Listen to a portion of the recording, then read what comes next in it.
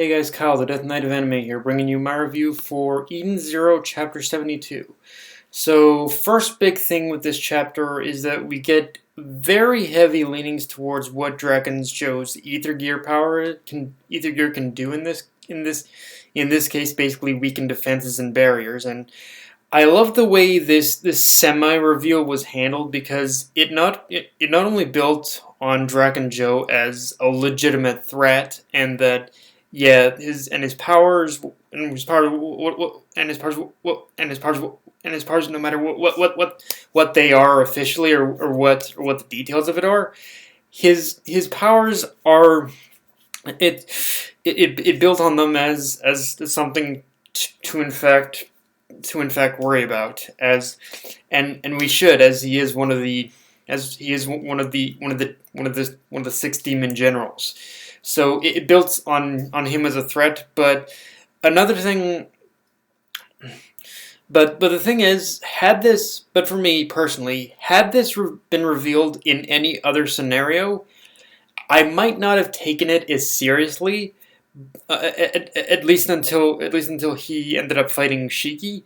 But because this was revealed after the Eden Zero was breached, it does add this genuine sense of legitimate fear to the situation, on top of the already impressive reach and influence that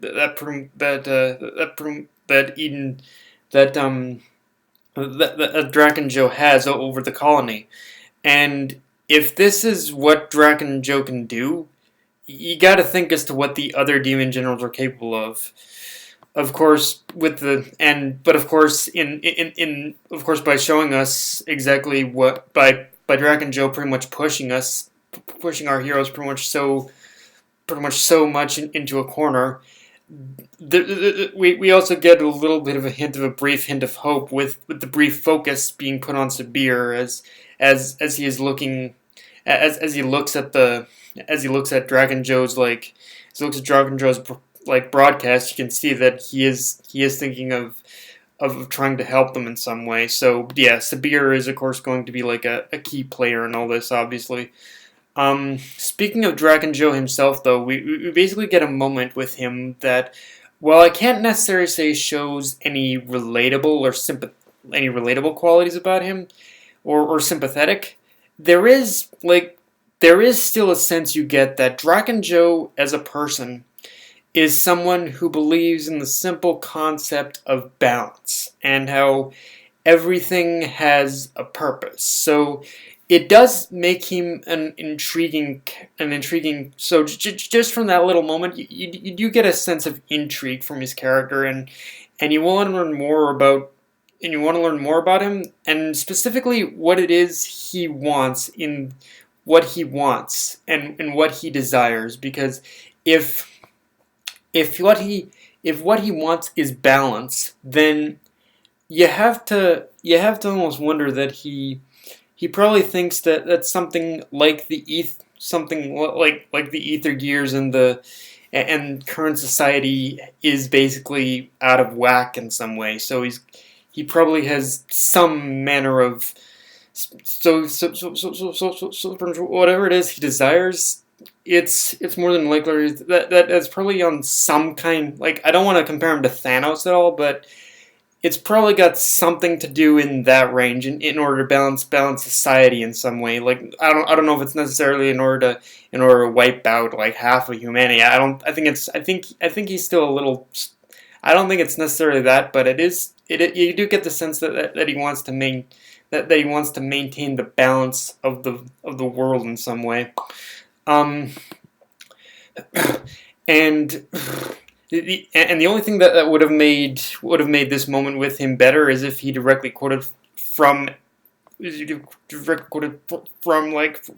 Metal Alchemist, with the whole from Full Metal Alchemist, but especially considering he claims himself as the alchemist. But it might have been a translation. I don't know if it's going to come out a similar saying to Full Metal Alchemist in the official translation. But yeah, that would have almost made it slightly better if you went full on, gave us a Full Metal Alchemist type speech there. But yeah, let's now Oh boy. How do I explain this one? Because how do I explain this next point? Because oh boy, I'm not gonna lie. This was the perfect. This was if I had to describe this chapter in any which way, this was the perfect balance of serious and comedic. Because the next part after all that, oh boy, was I laughing my ass off. Because yeah, let's talk about the hilarity of our heroes putting on their disguises. Like, don't get me wrong. Everyone's costume was in their own way hilarious. Like seeing like pretty much like seeing like Weiss like pretty much transform into the girl he transformed into when they were playing the game, and basically and and basically Homer's whole like pretty much distinguished this distinguished like pretty much lady like 16th century getup and whatnot, or yeah, they were all great costumes, but specific.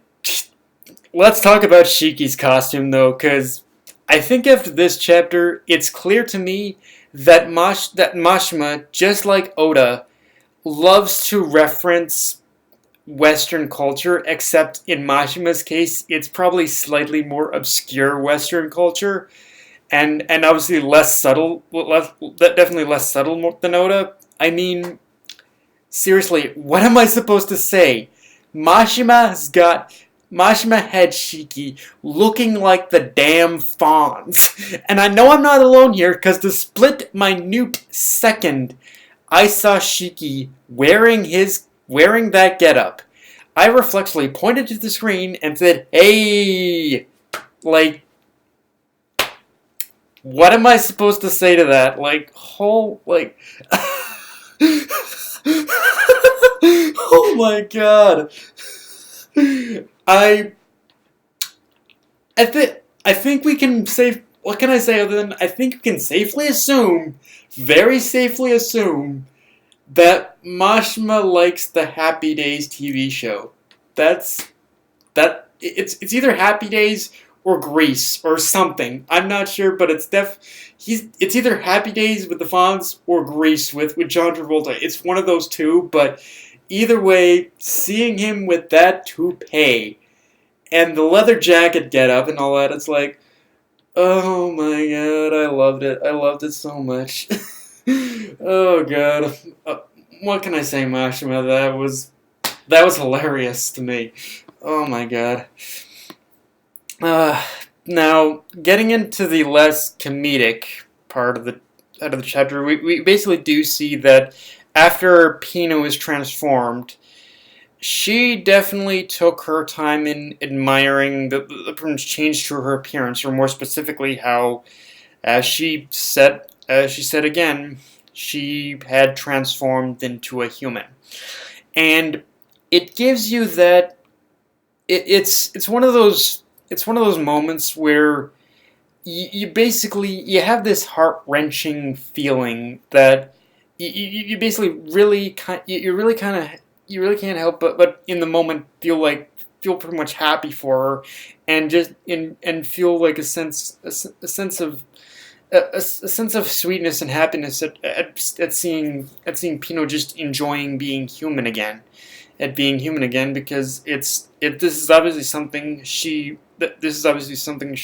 pretty much wants, and it gives you that heart wrenching feeling of you want to see her wish becoming human all the more fulfilled now. But at the same time, it gives you that feeling it gives you that kind of pondering feeling of what'll happen in the scenario where she won't get her wish granted. But in either case, though, it's kind of ironic when you really look at Pino's journey up to this point, how she keeps wishing to be human, yet at the same time, the more she travels with Shiki and the others, the more human she becomes. The only thing that's technically really